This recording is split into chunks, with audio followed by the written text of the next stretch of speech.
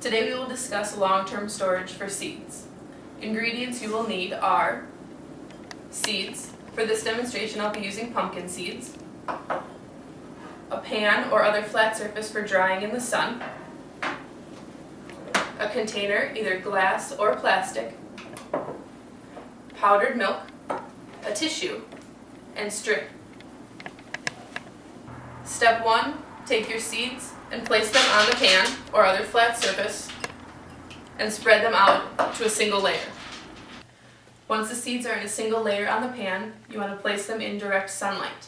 Since it is cooler outside, we will do this in the house for at least 6 hours. We don't want the internal temperature to be higher than 100 degrees Fahrenheit.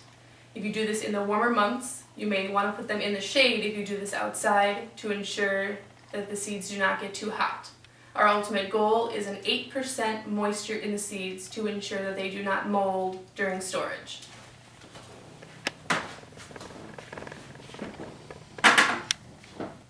Once the seeds are dry, place them in the storage container.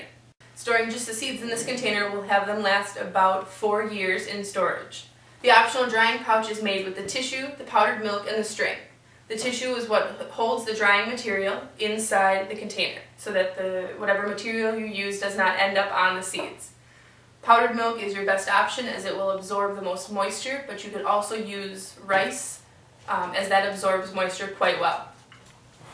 To make this, you want to start with the tissue and add about 2 tablespoons of the dried milk and gather the edges into a pouch and secure with the string. I've already made one here. This is the final product. Once that is done, you'll throw that into the container, secure the lid, and here's our finished product. This can be stored in either the fridge or the freezer, or in the case of a power outage, you could store it in the basement or a cellar, anywhere that's a cool, dark, and dry place.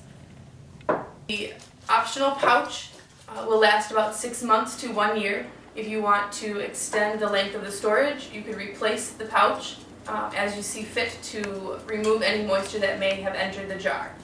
The important part about the jar is to ensure that no water can enter if something were to be spilled on this container. Once you are ready to plant the seeds, you just remove whatever you need from the jar and you can store the remainder for the continuous years.